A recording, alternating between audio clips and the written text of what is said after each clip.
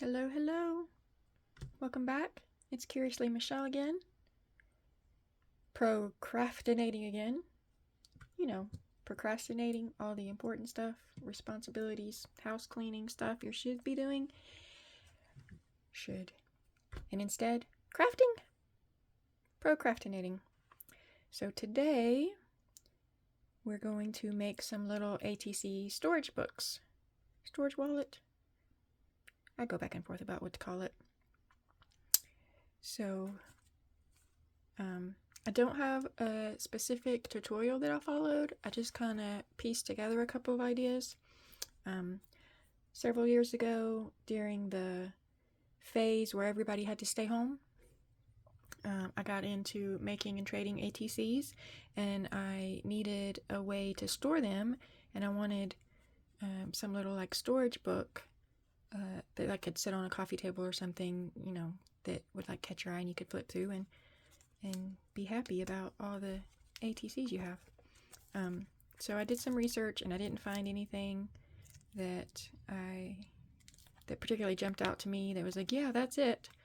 So I saw a video from Dina Wakely about tab binding, which I'll show you in a moment, and I saw this other video, and I tried to find it again so that I could mention the creator, but I couldn't find it again. It was an old video. And she had used wallet inserts, like men's money wallets or whatever, to make a book. And that concept is it's photo sleeves to keep photos in your wallet. And there's one, kind of hard plastic piece that would slide into the wallet, and then you could share pictures. So this is that kind of inspired it, and Dina's was doing daily videos on Facebook, and she did this tab binding technique with canvas tape and canvases. She was making a canvas book to work on.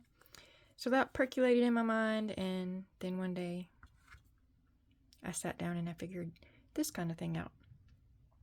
So this was the first one that actually worked.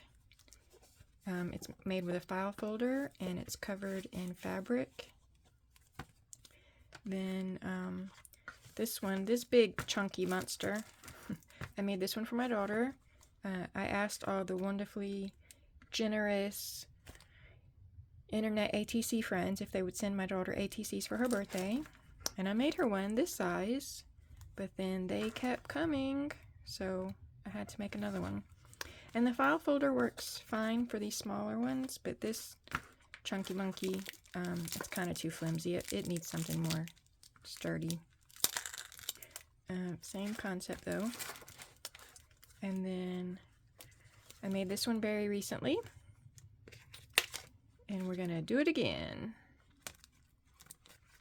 So I started out with an envelope, mailer envelope. Someone sent me some Happy Mail, and I cut it up to make my base. So my base, can I see everything? I just need to move over some. Okay, is 11.5 by 4 1/4. That's what I cut out of the mailing envelope. 11.5 across and 4 1/4 up and down. And then you score. Where's my little score? There it is. I don't have a scoreboard, so I just made marks with my ruler on the top and the bottom, and then I lined it up, and I used this little tool from the Dollar Tree to make my scores. And I did the scores at 2 inches and 3 1/4 for the cover, so that was at 5 1/4 is this mark. And then I have a 1 inch spine, and then 3 1/4 for the back, so that was at 9 1/2. And then you have 2 inches for your flaps to make your little pockets. So you score at 2, 5 1/4, 6 1/4, 9 1/2 on your 11.5 inch. And there's your base. Then you can cover it. Like I said, this one's covered in fabric. This one's covered in fabric and doodaddied up. This one is covered in drop paper, the brown paper packaging you get when you get packages in the mail. And that's like this one little small thing in this big old box, and then it's stuffed full of paper. Thank you, I need that paper. So it's covered in that. And then this one is covered in just 12 by 12 scrapbook paper. Okay. So I'm going to glue my flaps down so that they can be drying. And then I'll show you how to do the insert part, this part. Okay, so where is my tiny tape? So you want to do it at the very top and the very bottom so that you have plenty of room for your pocket for your insert to slide in. And if you want a little bit more wiggle room on your top and bottom, then you can cut your piece, you know, longer than 4 1/4. Like I just did 4 1/4, so it's kind of a tight fit, but it fits. If you wanted more wiggle room, you know, just make some adjustments for whatever works for you. I probably made, gosh, I probably made at least 5 or 6 just trying to figure out, you know, how much room I needed for the cover and the spine. And actually this spine's a little bit smaller, so, you know, the one after this one got a little bit bigger. That's kind of how I tend to learn things, is I just ponder and fiddle around and play around until something finally works. Or I piddle around and play around until I'm over it and nothing gets finished. One of the two things happen. Where's my glue? I'm going to use my double-sided tape, and I'm going to use my art glitter glue. I don't know that it's necessary, but I also don't know that it's not necessary, so I'm going to do it. I'll put these on to hold them in place while it dries. Then we'll do the other side. Bap.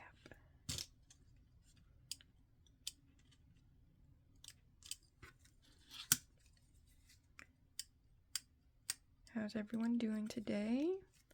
How many of you are ATC traders or collectors? Comment below.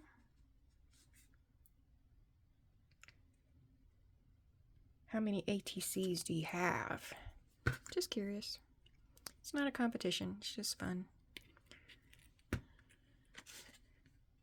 How long have you been trading? So I started during the time we weren't supposed to leave our homes. So what is that? 19? About 5 years ago, about. Okay, we're going to set this to the side. And then we're going to work on the insert part that holds your ATCs in the book. We're going to do a tab binding. So the first place I saw it was Dina Wakley. Since then, I have seen other tab binding videos. So you could search tab T-A-B, tab binding technique, and some videos will pop up that might be more clear than mine. I made me a little template to help me remember, and I put cards in them to help you see. So let me see, do I have an empty one? I don't have an empty one. Okay. So I use clear Scotch tape when I'm making it so that, you know, you see your artwork through. For this demonstration, I'm going to use washi tape. And I also put cards in there, thinking maybe it'll help you see what I'm doing. So you can do this. Most often I see it's done with 5 tabs in sets of 3 and sets of 2. For me, I found that it's easier to just do 4, and it's sturdy enough. Let's start with blue. Let's do blue on the green 1s, and we'll do that pink color on the pink 2s. So you get, I don't know, an inch, whatever feels right. And put it at the very bottom, and then just a little right of the middle. See? And then you flip it upside down. Okay? And then your next tabs. Now, keep in mind that, you know, when I'm doing this to make my book, I'm using clear tape, transparent tape. I'm only using the washi tape so that hopefully you guys can see it better to get a good visual of the process. Then your next 2 tabs, your number 2 tab is going to go at the very top and left of the middle, in between, you see, in between those tabs. And then you're going to flip it upside down, line them up, and then that very first sleeve you did with the number 1 tabs, the blue tabs, you fold them up and over and push them down. Leave the number 2 tabs, okay? Then for your next card, get some more tabs, and you put them in the number 1 and 3. I guess I could have numbered it that way. 1, 2, 3, 4. So you're 1 and 3 position. Flip it upside down. And then your 2 and your 4, you fold over. Okay. And when you're doing this with the clear tape, you won't notice that you're crooked. I mean, unless you, some people might. Some people have, you know, such attention to detail. So if that's you, then you just take your time and line it up so it doesn't make your brain go crazy. So I put it on 2 and 4, flip it, line it up, and then I'm going to pull 1 and 3 up and over. And then do it again. And then you just keep going back and forth with these tabs for however many sleeves you want. For the size book that I'm doing today, I used 14 sleeves, which is going to leave me 12 sleeves for my ATCs, and it'll hold 24. Okay?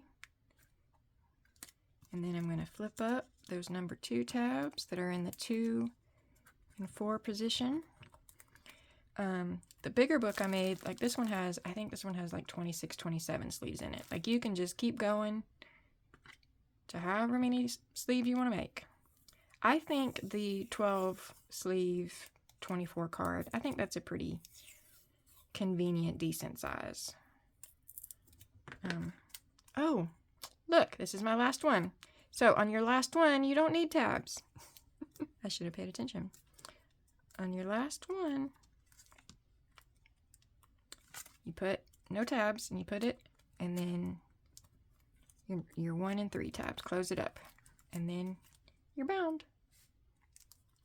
You just flip through to see all your awesome ATCs. Okay?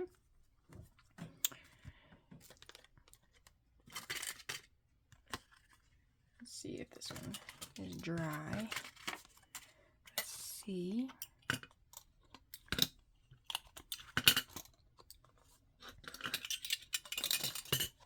There we go. We have a book.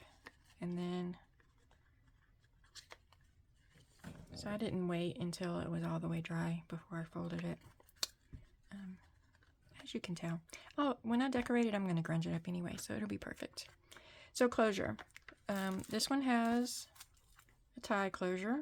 So any way you close, you know, your junk journals or your books that you make, you can do it. Here it has the little button and a eyelet, and this is a hair elastic. This one is just the eyelet and elastic that wraps around the whole thing, and that's what we're going to do right now. We're going to do that again. So I have my big bite on my 1/8 hole. Let's see, let's do it this way, okay? And somewhere in the middle-ish, toward the edge, you guys see how precise I'm being, right? Okay, and then move it up, and I set me a little eyelet to the side. Okay, that goes in there.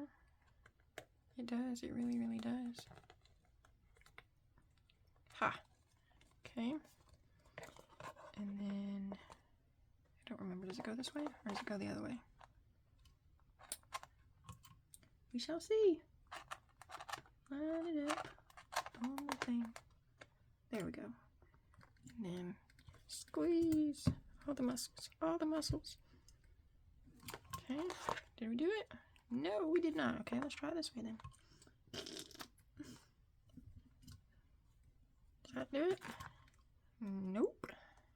Go back to this one. So some eyelets, they just collapse so easily, and then other eyelets just do not, and I don't know if it's an eyelet issue or it's a user error. I haven't figured out from one time to the next, like, what's the secret sauce. I have this elastic on a roll. Yeah, it doesn't tell me what size it is. It's pretty thin.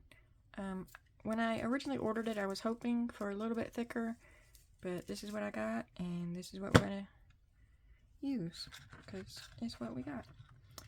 I'm just going to cut some off. I know that I'm going to go around my book, and I can trim it more later.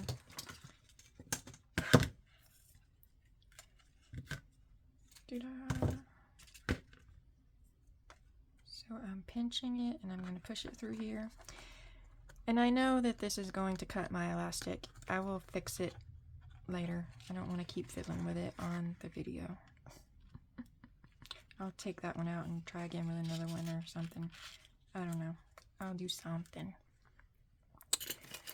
Oh, I forgot about the... Okay. So, for this size book, remember I said I was doing 14 sleeves, and that would leave 12 for ATCs.